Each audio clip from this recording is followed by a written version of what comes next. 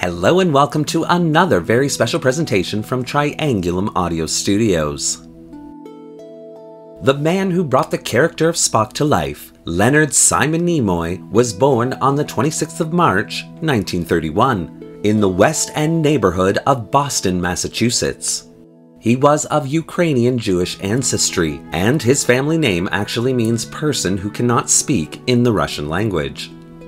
He entered Boston College on a dramatic scholarship, but dropped out shortly thereafter, heading for the West Coast looking for his big break as an actor. In 1954, he married Sandy Zober, and they had two children, Adam and Julie.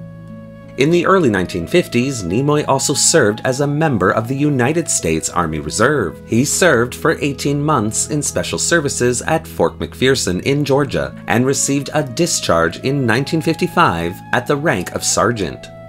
Nimoy's television career started in the mid-1950s, shortly after he returned to the West Coast, appearing in various TV shows in a guest star role. However, in 1963, Nimoy landed a guest role on the television show The Lieutenant, a series that had been created by none other than Gene Roddenberry.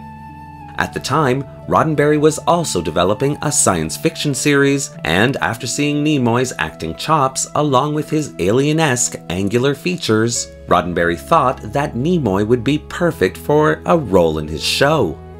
And after Nimoy accepted the role as a half-Vulcan, half-human named Spock on this new show called Star Trek, Nimoy's life would be changed forever. Nimoy would go on to play the role of Spock on and off for over a period of 49 years, from 1964 to 2013. Leonard Nimoy's Star Trek Memories was a television special which was produced in 1983 and first aired in 1984. Hosted by Leonard Nimoy, the Spock actor and upcoming director of Star Trek III took Star Trek fandom on a behind-the-scenes tour of the making of Star Trek the Original Series and the first two Star Trek feature films, Star Trek the Motion Picture and Star Trek II The Wrath of Khan, all in preparation and as a promotion for the release of Star Trek III The Search for Spock. The documentary was filmed in Boston, Massachusetts at the Channel 56 television studios. And later, this special was often included in the Star Trek syndication package to bring the total number of Star Trek episodes of the original series to 80. So now, without further ado, let's slingshot around the sun and head back to 1984 to enjoy this informative and enjoyable look at Star Trek by none other than Leonard Nimoy himself. I hope you enjoy. Hello, I'm Leonard Nimoy. The first time I heard about Star Trek was in 1964. Gene Roddenberry was producing a television series called The Lieutenant. It starred Gary Lockwood as a Marine Corps officer, and I was hired to do a guest starring role. I was playing a flamboyant Hollywood actor who wanted to do a movie about the Marine Corps. When the job was finished, Gene called my agent called me, and they asked for a meeting. I went in to see Gene at what was then Desilu Studios, and he told me that he was preparing a pilot for a science fiction series to be called Star Trek. And he had in mind for me to play an alien character. As the talk continued, Gene showed me around the studio. He showed me the sets that were being developed and the wardrobe that was being designed, the prop department and so forth. And I began to realize that he was selling me on the idea of being in this series. Gene told me that he was determined to have at least one extraterrestrial character prominent on his starship. He'd like to have more, but making human actors into other life forms was too expensive for television in those days. Pointed ears, skin color, plus some changes in eyebrows and hairstyle was about all he felt he could afford. But he was certain that his Mr. Spock idea, properly handled and properly acted, could establish that we were in the 23rd century, and that interplanetary travel was an established fact. Our ship would not be the United States ship Enterprise, it would be the United Spaceship Enterprise, put out there in space by a federation of planets, and the crew would be interplanetary in nature. And in Spock, we'd have a character who reminded us of that constantly. The first pilot of Star Trek was filmed at Desilu Studios in Hollywood in 1965. It was the most expensive television pilot ever produced up to that time. It starred Jeffrey Hunter as Captain Christopher Pike. It's a radio wave, sir. We're passing through an old-style distress signal. They were keyed to cause interference and attract attention this way. We aren't going to go? To be certain? Not without any indication of survivors, no. Continue on to the Vega colony and take care of our own sick and injured first. Well, as you can see, the cool, rational Spock was yet to evolve. That first pilot had some great production values, and it had some wonderful ideas. But NBC decided that it was too cerebral and it would sell. But this show that wouldn't sell went on to win some of science fiction's highest awards, and even the network had still liked it enough to order up a second pilot. Now, what happened was that Jeffrey Hunter was not available for the second pilot. As a matter of fact, Spock was the only character to remain intact from the first pilot cast. All of the other roles were either recast or changed entirely. Then they could still be alive, even after 18 years. If they survived the crash. The network eliminated one character entirely, the role of number one, in the belief that the audience in those days could not identify with a female as second in command of a starship. They told Gene to also get rid of the guy with the ears, insisting that neither could the audience identify with an extraterrestrial character. Gene battled this, but was finally forced into a compromise. He felt the format badly needed the alien Spock, even if the price was the acceptance of 1960s-style sexual inequality. A new pilot was written. Mr. Spock was in number one's place as second in command, as well as having some of the woman's computer mind qualities. Vulcan unemotionalism and logic came into being. And that's when William Shatner came aboard as the new captain of the ship, and we've been friends ever since then. Bill Shatner's broader acting style created a new chemistry between the captain and Spock, and now it was quite different from that in the first pilot. I see you've noticed the ears. They're actually easy to explain. I'm in love with Edith Keeler. Jim, Edith Keeler must die. Star Trek was in production as a television series for only 3 seasons, 1966, 67, and 68. A total of 78 one-hour episodes were filmed. And yet, because of the immense popularity of the series in reruns, many people thought there were a lot more. In fact, some people think we're still making them. What's your favorite episode? It's a question that comes up all the time. Well, I do have some favorites, a number of them. Some because they brought new dimensions to Spock, and others because they're wonderfully written stories. City on the Edge of Forever is a classic Greek tragedy. A man trapped by fate in circumstances from which there's no escape. Dr. McCoy jumps through a time gate and finds himself in New York in the 1930s. Kirk and Spock follow him to prevent any alterations in history.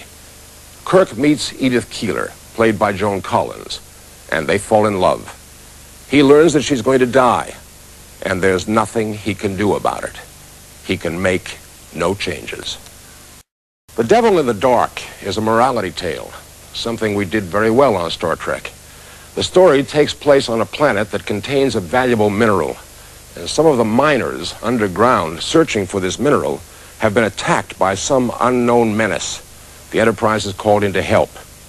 Kirk and Spock discover that the menace is actually a rock-like creature which lives in tunnels under the planet's surface. And in this scene, Spock attempts to make telepathic contact. Pain! Pain!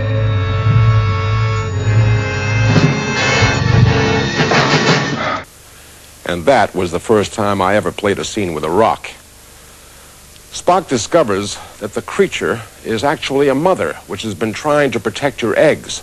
The miners have been destroying the eggs inadvertently. Now the creature and the miners make peace. The eggs are protected, and the creature in turn helps the miners to find the minerals they're looking for. They say that necessity is the mother of invention, and she certainly was when it came to developing the powers of Mr. Spock. People often ask me, how was the Vulcan death grip developed? Well, the fact is, there really isn't any Vulcan death grip. You see, it was a ploy that we used when we wanted some enemy of ours to believe that Dr. McCoy was dead and that Spock had killed him. And what I did was simply place my hand over McCoy's face like that. He fell to the ground and acted as if he were dead. Later, of course, all he had to do was stand up and come back to life at the proper moment.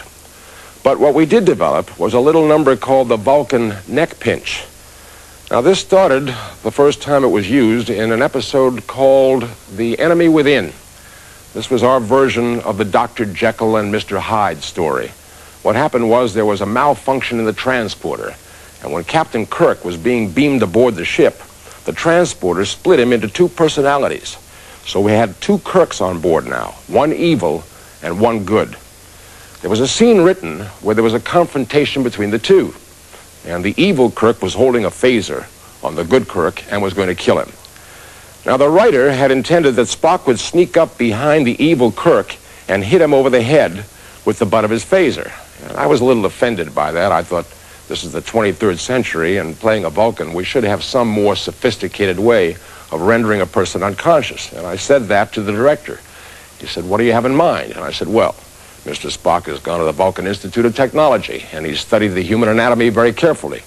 Also, Vulcans have the ability to project a certain kind of special energy from their fingertips, which, if it's properly applied to certain pressure points on the human neck and shoulder, the human will be rendered unconscious.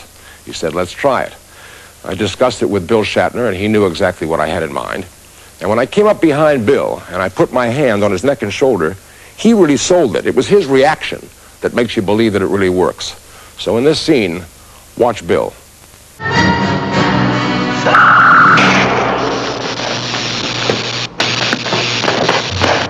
That's how it all began. In the scripts, the writers began referring to it as the FSNP, the famous Spock neck pinch. And it served two valuable purposes. It added to the magic and the mystery of Mr. Spock, and it also made it possible for Leonard Nimoy to avoid a lot of running and jumping and fighting. Now, how about the famous Vulcan mind meld? How did that come into being? As we've already seen in the episode with the rock creature, Gene Roddenberry had already written into the Star Trek Writer's Guide, you might call it the show's Bible, that Mr. Spock had the unique ability to mate his mind with that of a creature or another person in order to implant or extract important information. And as in the case of the Vulcan neck pinch, he'd always encouraged everyone to expand his ideas, to think creatively. I saw a chance to do that again in an episode in which we had on board the ship a man who was mentally disturbed, but he had information that we vitally needed. Well, it was decided that Mr. Spock would be able to mate his mind with that of this man, penetrate the disturbance, and get the information directly. A dangerous thing to do in this case because, of course, Mr. Spock's mind might become disturbed as well in the process. The scene is from an episode called Dagger of the Mind. This is the first time it was done. Pay particular attention to Spock's hands. I begin to feel a strange euphoria.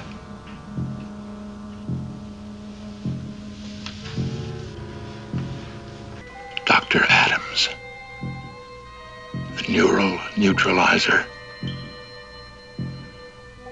What did he do to us? Loneliness.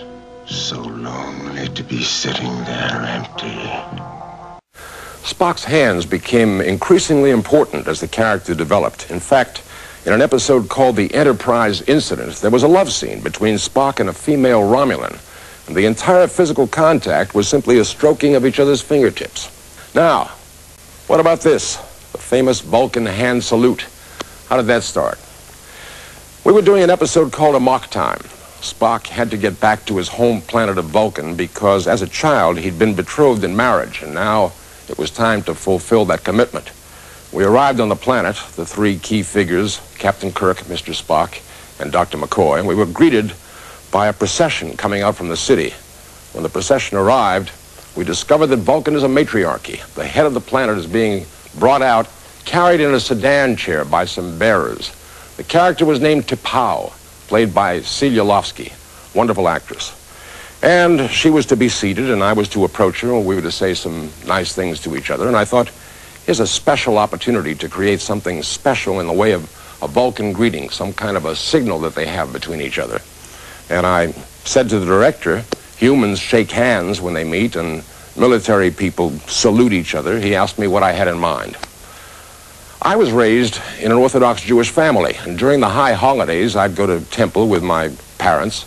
I'd sit with my father and my brother, and at a particular point during the service, the Kohanim, who are the priests of the Hebrew tribes, would bless the congregation with a blessing that's familiar to all of us from the Old and New Testament. May the Lord bless you and keep you, and so forth. When that time comes during this ritual, the congregation turns their back and does not look at these men. I'm not sure of the reason for that, but in any case, children are taught not to look at the Kohanim while they're performing this blessing. My father would say, don't look, turn away. And of course, being a curious 8 or 9-year-old child, I peeked. What I saw was this. These gentlemen were holding their hands in this position while they were giving this benediction to the congregation. I've never been able to find out for sure exactly why they do that, but I think it probably has to do with the fact that this is the shape of the letter Shin in the Hebrew alphabet. And the Shin is the first letter in the word Shaddai, which means the Almighty. And these gentlemen are probably using a symbol of the Almighty's name in blessing the congregation. I was fascinated. I thought, I've got to learn how to do that. And I worked long and hard to accomplish it. So now I suggested to the director that perhaps Vulcans do that when they greet. He was intrigued, liked the idea, and he went to Sielovsky, the actress in the scene, explained to her what we would do. She would be carried in, sat down, she would raise her hand in salute, I would respond. The problem was that Celia couldn't do it. Something like that is what we got. So we worked at it pretty hard. We figured out a way through a kind of a simple camera trick to get it done. The camera moved in fairly close on her, and below the camera frame, just as I'm doing now, she got her right hand into the proper position. And when the time came, she was ready. She got that hand up, and the Vulcan hand salute was born. Just a few days after that episode aired, I was in Cleveland doing a personal appearance. And we were in a car, stopped at a traffic light, when a car pulled up beside us, and a young lady looked over and recognized me. She did that. I was delighted to see it coming back at me so fast. I rolled down the window, and I said to her, "Can you do it with your left hand?" And she tried, and she got about that far, and she said, "I speak it with an accent." I can't tell you how many times I've been asked, is it difficult to play a character without emotions? Well, it's a misconception. Spock is not a character without emotions. Spock is a Vulcan who has learned to control his emotions. And in his particular case, even more difficult because of the fact that he's half human, and he has that side to control as well. And believe me, 12 hours a day, 5 days a week of controlling your emotions can have some strange effects on you. I remember one time in a meeting room having a conference with a couple of writers and suddenly finding myself crying for no reason at all. The emotion just had to come out somewhere, sometime. So I welcomed opportunities to do scenes or episodes where Spock had some kind of emotional release. We had one in an episode called The Naked Time. It was a story where a virus had come on board the ship, and this virus was passed from crew member to crew member, each of us being affected in a similar way, in that our suppression of our fantasies or emotions was destroyed, and all this stuff that was inside of us came pouring out.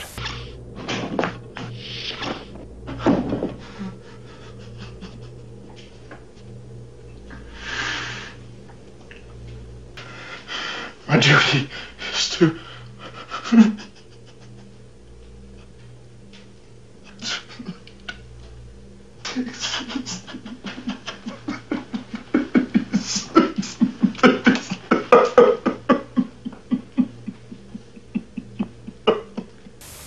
I like to think that that episode led our audience to understand that inside Mr. Spock's cool exterior, there was something sensitive and vulnerable.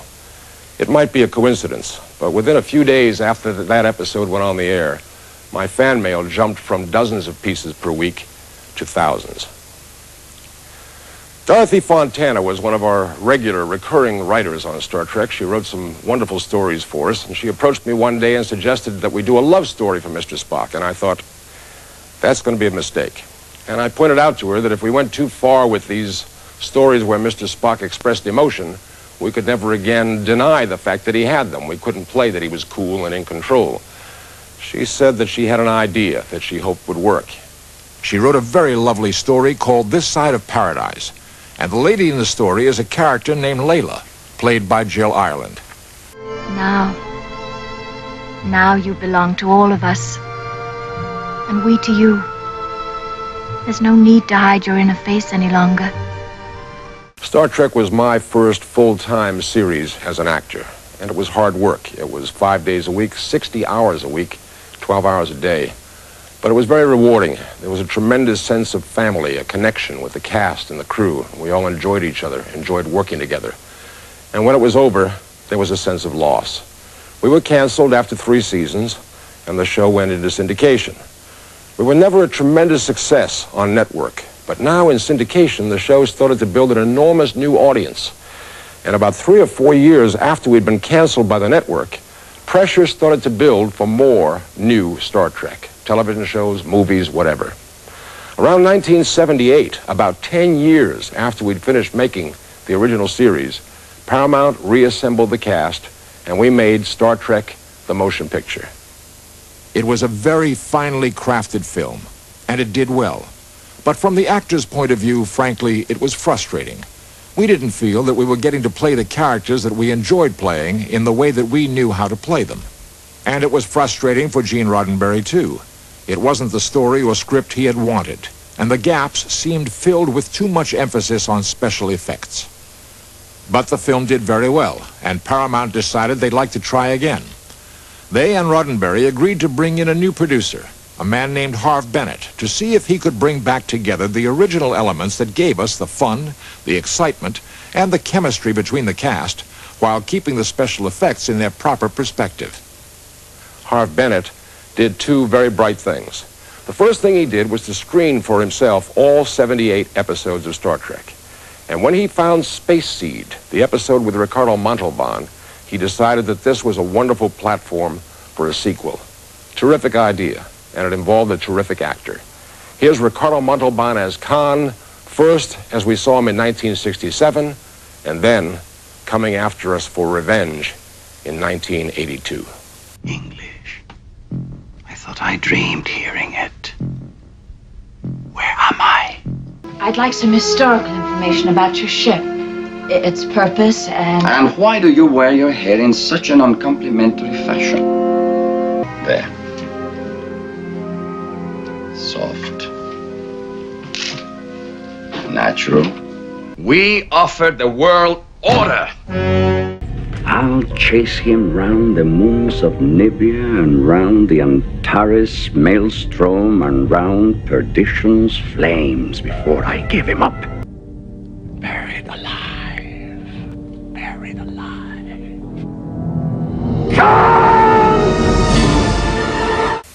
Now, the second bright move that Harve Bennett made was to tantalize me with an intriguing question. He said to me, "How would you like to have a beautiful death scene?" I have been, and always shall be, your friend.